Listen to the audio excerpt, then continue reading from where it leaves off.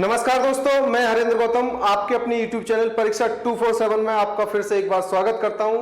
जैसा कि last class हम पढ़ रहे थे इन्फ्लेशन, महंगाई, तो आज की क्लास में हम पढ़ते हैं deflation, just opposite of inflation के अपोजिट। तो आज का टॉपिक है हमारा डिफ्लेशन। डिफ्लेशन क्या होता है? महंगाई का जस्ट अपोजिट होता है। तो अपोजिट होने के लिए पहले हम इस कंसेप्ट को पहले हम एक बार रिवाइज कर लेते हैं कि आपका महंगाई को, कंसेप्ट को, महंगाई क्या था कि आपका मार्केट में डिमांड ज्यादा होने की वजह से वस्तु की कीमतों में समय के अनुसार वृद्धि होना ही महंगाई कहलाता है। सेम इसका अपोजिट कंसेप्ट है कि वस्तुओं की डिमांड कम होने की, सप्लाई ज्यादा होने की वजह से, यहां पर आप देख लीजिएगा, सप्लाई ज्यादा होने की वजह से डिमांड कम हो जाती है, वस्तुओं की मात्रा ज्यादा होने की वजह से क्या होता है, उसके प्राइस में कमी। समय के अनुसार प्राइस में वृद्धि होने को क्या कहते हैं? हम महंगाई कहते हैं। समय के अनुसार प्राइस में कमी को क्या कहते हैं? हम डिफ्लेशन, यानी कि हिंदी में बोलते हैं उसे अपस्फीति। अब इसका कंसेप्ट कैसे हम यहां पर क्लियर कर देता हूं मैं। आपने देखा होगा महंगाई में क्या होता था कि वस्तुएं जो थी, वस्तुओं की मात्रा, जो क्वांटिटी होती थी, वो वस्तुओं की मात्रा होती थी, वो होती थी कम। वस्तुओं की मात्रा कम होने की वजह से क्या होता था, उस वस्तुओं की डिमांड ज्यादा होती थी। डिमांड ज्यादा होने की वजह से क्या होता था, उस वस्तु के प्राइस ज्यादा होते थे। और वस्तुओं की जो क्रय शक्ति, जिसे बोलते थे हम परचेजिंग पावर,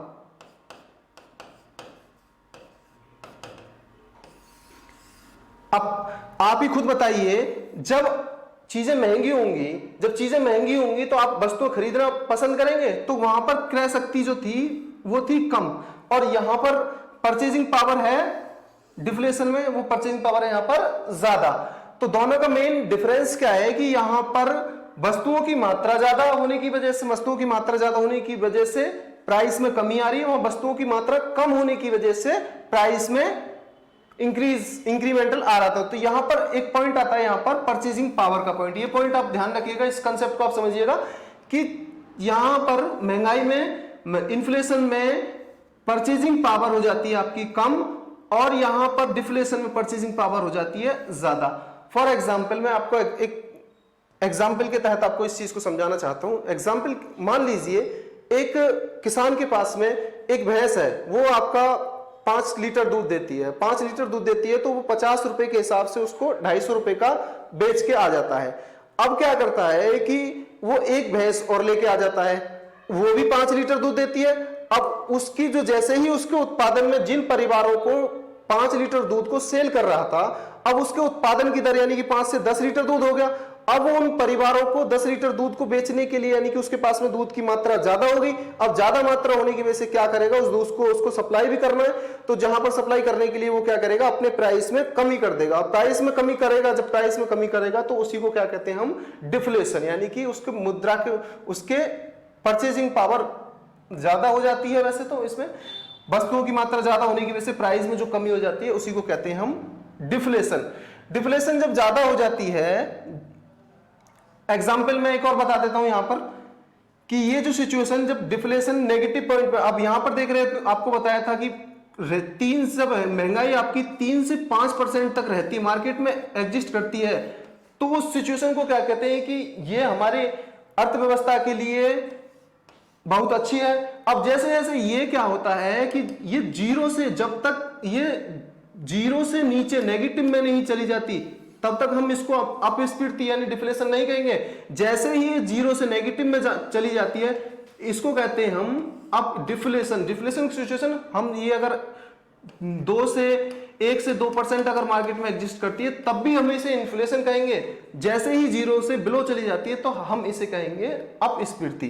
तो यहां अपस्फीति से का कंसेप्ट हम समझते हैं कि अपस्फीति से हमारे गवर्नमेंट पर, रोजगार पर, उत्पादन पर क्या इफेक्ट पड़ता है। इन सभी इफेक्ट क्या पड़ेगा, जैसे मान लीजिए आपका उत्पादन ज्यादा हो रहा है, किसी चीज का प्रोडक्शन ज्यादा हो जाएगा, जब ज्यादा हो जाएगा प्रोडक्शन तो मार्केट में उस चीज की सप्लाई हो, तो उसके आपके मार्केट में उस चीज की डिमांड हो जाएगी कम। डिमांड जब कम हो जाएगी तो लोगों की परचेसिंग पावर कम हो जाएगी, लोग उसे कम खरीदना पसंद करेंगे। लोग जब कम खरीदना पसंद करेंगे तो वहां पर प्रोडक्शन प्रोडक्शन जब ज्यादा हो जाएगा तो वहां पर क्या होगा कि कंपनी के मालिक को क्या होगा, अपने रोजगारों अपने एम्प्लॉयज को हटाना पड़ेगा, क्योंकि ऑलरेडी प्रोडक्शन इतना मार्केट से जाके सेल नहीं हो रहा है। अब दूसरा पॉइंट होगा, जब रोजगार नहीं होगा तो बेरोजगारी की दर बढ़ जाएगी, बेरोजगारों की दर, रोजगार कम हो जाएगा, रोजगार कम हो जाएगा तो उसके बाद में फिर से आपका क्या होगा, इनकम कम हो जाएगी लोगों की। जब लोगों की इनकम कम हो जाएगी तो आपका सेविंग कम होगी, सेविंग कम होगी तो फिर से वही इकोनॉमिक साइकिल, हमारी इकोनॉमिक साइकिल डगमगा जाएगी, जिससे क्या होगा कि हमारी आर्थिक ग्रोथ रुक जाएगी। आर्थिक ग्रोथ जब रुक जाएगी तो महंगाई बढ़ने के साथ साथ में इस एक बात और बताई थी मैंने कि फिलिप्स कर्व में, फिलिप्स एक हमारे इकोनॉमिक्स थे, फिलिप्स ने क्या कहा था कि जो हमारी महंगाई होती है वो आपकी बेरोजगारी के व्युत्क्रमानुपाती होती है।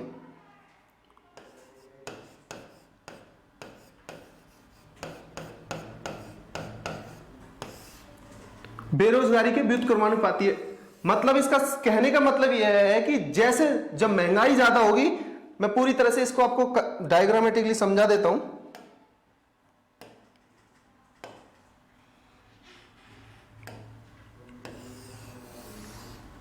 ये इस एक्सिस पर हम, ये एक्स एक्सिस होता है, ये आपका वाई एक्सिस, इस पर हम बेरोजगारी ले लेंगे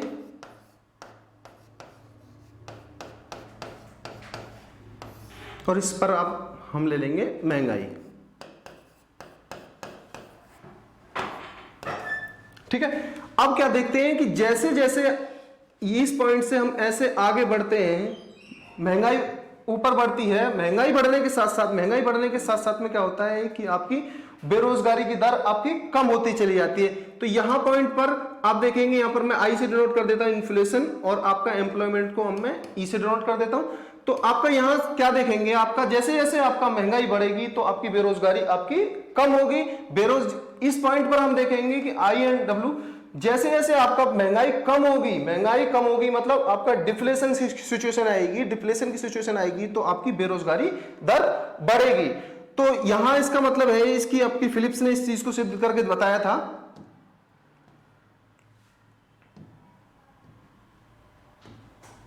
ये आपको दिख रहा होगा, ये कंसेप्ट इकोनॉमिक्स फिलिप्स द्वारा दिया गया है। जैसे जैसे किसी देश की अर्थव्यवस्था को हमें बढ़ाना होता है, उसको विकसित करना होता है, तो हमें 3 से 5% की जो महंगाई दर है उसको हमें सहन करना ही पड़ेगा। सरकार को 3 से 5% की महंगाई दर को सहन करना पड़ेगा। अदरवाइज क्या होगा कि जैसे जैसे महंगाई दर बढ़ेगी तो महंगाई दर बढ़ने के साथ साथ में बेरोजगारी की जो दर होगी वो कम होगी। क्यों कम होगी? मान लीजिए किसी में प्रोडक्शन जब ज्यादा होगा तो वहां पर क्या होगा, एम्प्लॉयमेंट यानी कि रोजगार ज्यादा होगा तो डिमांड ज्यादा होगी। जब डिमांड ज्यादा होगी तो क्या होगा, लोगों की इनकम ज्यादा होगी तो लोग क्या करेंगे, परचेजिंग पावर बढ़ जाएगी, लोग सामान ज्यादा खरीदना पसंद करेंगे। जब लोगों के पास में सामान ज्यादा खरीदना पसंद करेंगे तो उसका फिर से इकोनॉमिक साइकिल हमारी रिवर्स घूम जाएगी। तो यहां पर इसके हम बात कर रहे थे, ये इकोनॉमिक साइकिल रिवर्स ऑर्डर में घूम रही थी, ये सब रिवर्स ऑर्डर में घूम रही थी। यहां बात कर रहे थे हम अपस्फीति की। अब अपस्फीति के प्रभाव क्या क्या इफेक्ट पड़ेंगे, एक एक पॉइंट को हम यहां पर समझते हैं। सबसे पहला पॉइंट, सार्वजनिक व्यय में कमी आ जाएगी। सार्वजनिक व्यय में कमी का मतलब यह है कि आपका, मान लीजिए सरकार विभिन्न तरीके के आपका सार्वजनिक इंडस्ट्रीज लगा रही थी, इंडस्ट्रीज मतलब ट्रांसपोर्टेशन लगा रही थी, नई नई टेक्नोलॉजी का इस्तेमाल करके नई नई तरह से प्रोडक्शन बढ़ा रही थी। अब जब यहाँ पर उत्पादन की दर में कमी आ जाएगी तो सरकार क्या करेगी, सरकार के पास में पैसा कम होगा तो डिफ्लेशन की स्थिति में क्या हो जाता है, पैसे की मात्रा कम हो जाती है। पैसे की मात्रा जब कम हो जाएगी तो यहां पर इन सार्वजनिक व्ययों में कमी आ जाएगी। नेक्स्ट पॉइंट आपका उत्पादन में कमी। यहां पर जब आपका कोई प्रोडक्शन नहीं होगा तो उत्पादन की दर, सॉरी यहां पर मैं उल्टा बोल गया कि उत्पादन की दर में क्या होता है कि इसका प्रभाव ये होता है कि जब आपका सप्लाई मार्केट में क्या हो जाता है कि प्रोडक्शन बार बार यूनिट इतनी स्टॉक में हो जाती है कि हमारी की सप्लाई उसको मार्केट में, लोगों के पास में पैसा की मात्रा ज्यादा न होने की वजह से खरीद नहीं पाने की वजह से क्या होता है कि उत्पादन की दर, हमारी प्रोडक्शन की दर बढ़ जाती है। नेक्स्ट है आपका पॉइंट, प्राइस कम हो जाते हैं, वस्तु के मूल्य में कमी आ जाती है। वस्तु के मूल्य में कमी, ऑब्वियस बात है कि आपको जो, क्योंकि मार्केट में क्या होगा, सप्लाई ज्यादा हो जाएगी, सप्लाई ज्यादा होने की वजह से प्रोडक्ट बेचेंगे नहीं तो क्या होगा, वस्तु की मूल्य में कमी आ जाएगी। नेक्स्ट आ जाता है ओवरऑल इकोनॉमिक मंदी आ जाती है। ओवरऑल इकोनॉमिक मंदी से तात्पर्य यह है कि अगर ये सिचुएशन, डिफ्लेशन की सिचुएशन, अगर ये सिचुएशन मार्केट में 2 से 6 महीने तक, 2 से 6 महीने तक अगर मार्केट में एग्जिस्ट कर जाती है, तो यहां से आने के बाद में आ जाती है, इसको बोलते हैं हम रिसेशन, जिसे बोलते हैं मंदी। रिसेशन क्या होता है बेसिकली, ये जो आता है ये एक कंट्री में नहीं आता रिसेशन, एक पर्टिकुलर कंट्री में नहीं हो पाता, तो ये क्या होता है कि पूरा ओवरऑल ग्लोबल यानी कि वैश्विक रूप से डिफ्लेशन की सिचुएशन जब 2 से 6 महीने एग्जिस्ट कर जाती है, तो इस सिचुएशन में क्या होता है, मंदी आ जाती है। इसकी वजह से क्या होता है, मंदी जब आ जाएगी तो मंदी आ जाने की वजह से क्या होगा कि आपके रोजगार की जो दर होगी, रोजगार में कमी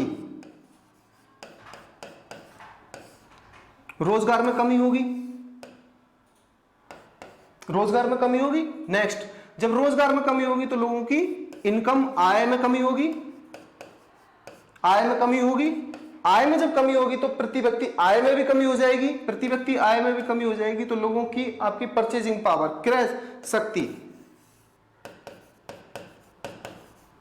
क्रय शक्ति भी कम हो जाएगी। क्लियर? तो इस तरह से क्या होगा, क्रय शक्ति जब कम हो जाएगी तो लोगों के पास में सेविंग नहीं होगी, यानी कि सेविंग भी नहीं होगी, बचत भी नहीं होगी, सेविंग कम हो जाएगी।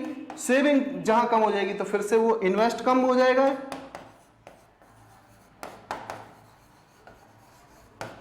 इन्वेस्ट मतलब निवेश भी कम हो जाएगा। तो ओवरऑल फिर से वो इकोनॉमिक एक्टिविटी फिर से दोबारा से इकोनॉमिक साइकिल फिर से दोबारा से घूम नहीं पाएगी, जिसकी वजह से क्या हो जाता है कि हमारी आर्थिक ग्रोथ रुक जाती है। तो ये सिचुएशन जो होती है, आप डिफ्लेशन की सिचुएशन महंगाई से कहीं घातक साबित होती है।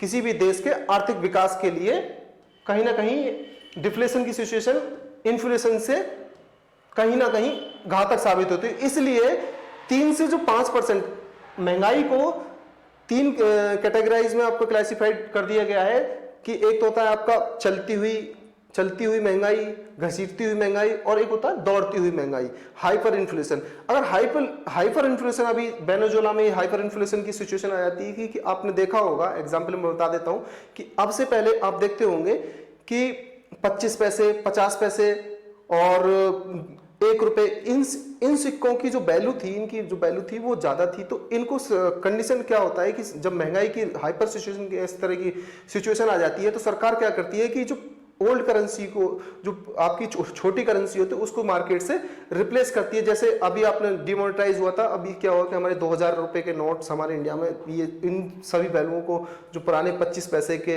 नोट थे, 50 पैसे के सिक्के चलते थे, उनको सबको बैन कर दिया। क्योंकि जैसे जैसे हमें क्या है कि महंगाई, पहले जो चीज आती थी, मान लीजिए 1 रुपए में 4 टॉफी आ जाती थी पहले, अब 1 रुपए में 1 टॉफी आती है। तो क्या है कि वो हमें क्या है कि उस महंगाई को सहन करना होगा। क्यों सहन करना होगा? किसी भी देश की इकोनॉमिक डेवलपमेंट के लिए उतनी महंगाई को सहन करना होता है, एज कंपेयर टू डिफ्लेशन की जब सिचुएशन आ जाती है। डिफ्लेशन की सिचुएशन आ जाएगी, आप खुद सोचिए कि जब आप कोई भी अपना प्रोडक्ट 50 रुपए में सेल कर रहे हैं, तो आप उसको 25 रुपए में सेल करना चाहेंगे आप अपने उस प्रोडक्ट को? तो क्योंकि डिफ्लेशन की सिचुएशन में अपने प्राइस को कम करना चाहेंगे? तो नहीं करना चाहेंगे। तो आप हमेशा यही सोचेंगे।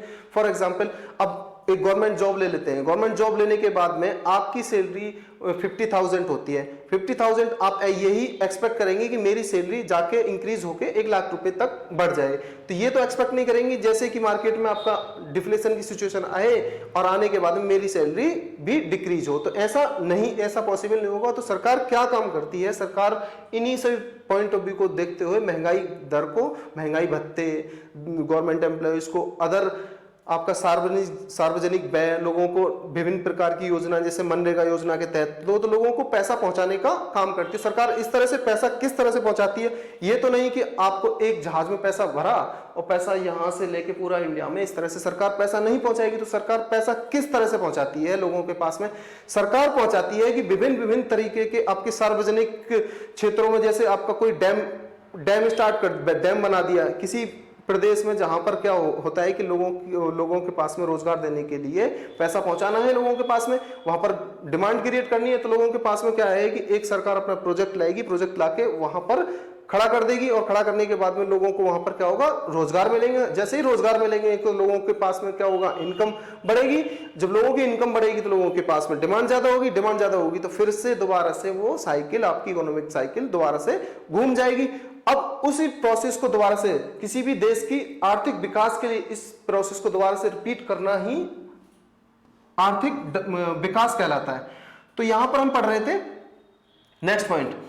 अब यहां पर नेक्स्ट पॉइंट पढ़ रहे थे कि इसके इफेक्ट, बेरोजगारी बढ़ जाती है जब आपका कोई मूल्य कम हो जाएंगे, प्राइस कम हो जाएंगे, प्रोडक्शन के रेट कम हो जाएंगे, लोगों के पास में पैसा नहीं रहेगा इन्वेस्ट करने के लिए, तो बेरोजगारी दर बढ़ जाएगी, बेरोजगारी दर और फिर से क्या होगा, परचेजिंग पावर भी बढ़ जाती है, लोगों की परचेजिंग पावर, इसमें सॉरी यहाँ पर वहां परचेजिंग पावर डिमांड के अनुसार यहाँ पर लोगों के पास में, क्योंकि जब प्रोडक्ट ज्यादा हो जाएगा मार्केट में, ज्यादा सप्लाई हो जाएगी, तो प्रोडक्शन ज्यादा सप्लाई होने के बाद में आप कितना भी प्रोडक्ट आपको खरीद सकते हैं। लेकिन खरीदने के मतलब से है कि लोगों के पास में यहाँ क्रय शक्ति, परचेजिंग पावर बढ़ने के साथ में लोगों के पास में पैसा ना होने की वजह से लोग यहाँ पर अत्यधिक मात्रा में प्रोडक्ट नहीं खरीद पाते।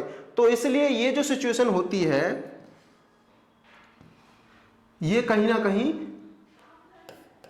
ना कहीं महंगाई, इन्फ्लेशन से कहीं घातक साबित होती है। तो इसके लिए, इसको दूर करने के लिए सरकार क्या करती है? अब सरकार क्या करती है मैं आपको यहां पर बता देता हूं। सरकार क्या करेगी, डिफ्लेशन की स्थिति को दूर करने की वजह से, मान लीजिए अब क्या है कि मार्केट में सप्लाई ज्यादा है, अब किसान, एग्जाम्पल में एक और एग्जाम्पल के थ्रू आपको बता देता हूं सरकार क्या करती है।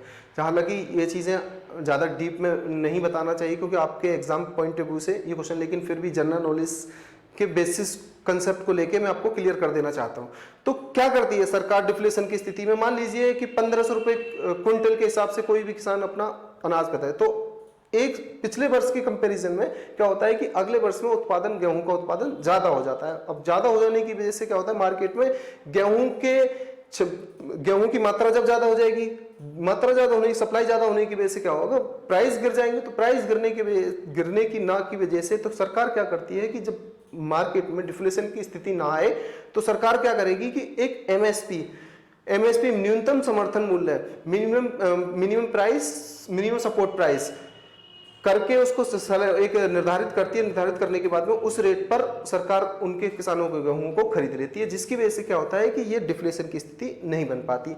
अब दूसरा पॉइंट, इसको दूर करने की वजह से क्या करेगी, एग्जाम्पल में आपको एक एग्जाम्पल लूंगा।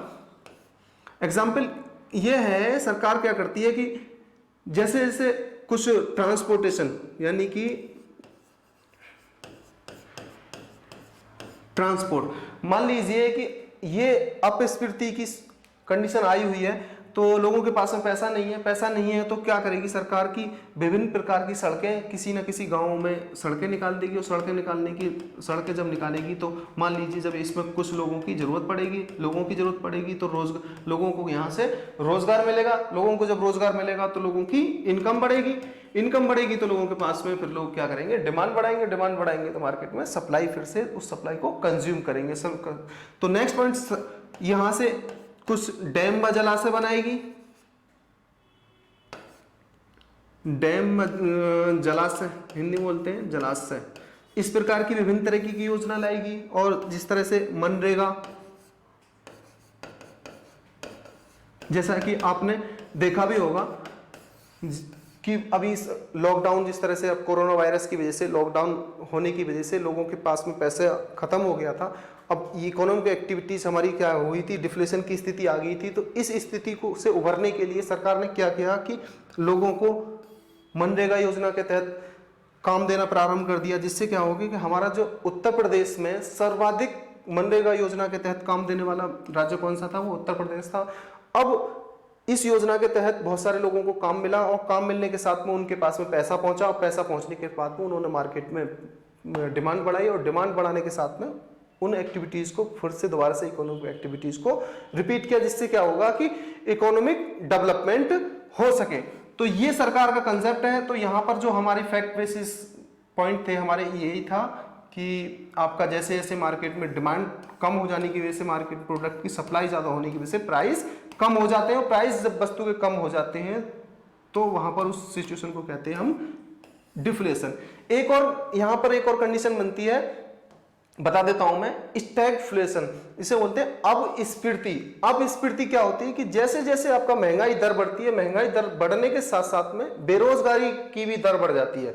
महंगाई बढ़ेगी और महंगाई के साथ साथ में बेरोजगारी की दर बढ़ने को हम क्या कहते हैं, स्टैगफ्लेशन।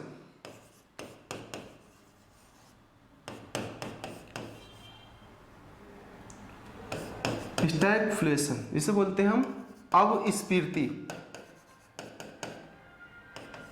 अपस्फीति बोलते हैं। अपस्फीति से यहां से फिलिप्स कर्व के द्वारा ही हम समझ सकते हैं कि जैसे मार्केट में क्या होगा, महंगाई बढ़ रही है, महंगाई के साथ साथ में बेरोजगारी की दर भी बढ़ रही है। क्या है कि फिलिप्स कर्व को अपोजिट कर देता है। बेरोजगारी की दर आपको यहाँ इस कंसेप्ट से मैंने एक बार समझा दिया था आपको, जैसे जैसे आपका महंगाई बढ़ती है, महंगाई बढ़ेगी तो आपकी बेरोजगारी की दर कम होती है, और जब बेरोजगारी की दर जब ज्यादा बढ़ती है तो महंगाई आपकी कम होती है।